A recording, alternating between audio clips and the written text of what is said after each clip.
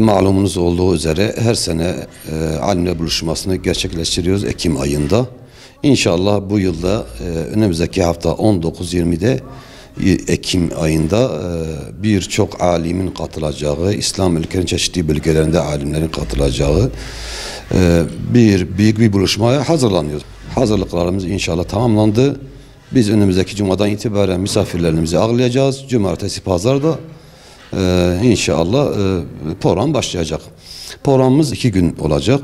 Birinci ağırlık noktamız medreseler. Medreselerin ehemmiyeti, medreselerde yapılması gerekenler, geliştirilmesiyle ilgili ulemanın müzakereleri olacak, tebliğleri olacak, konuşmalar olacak. İkinci günde ağırlık noktamız toplum olacak.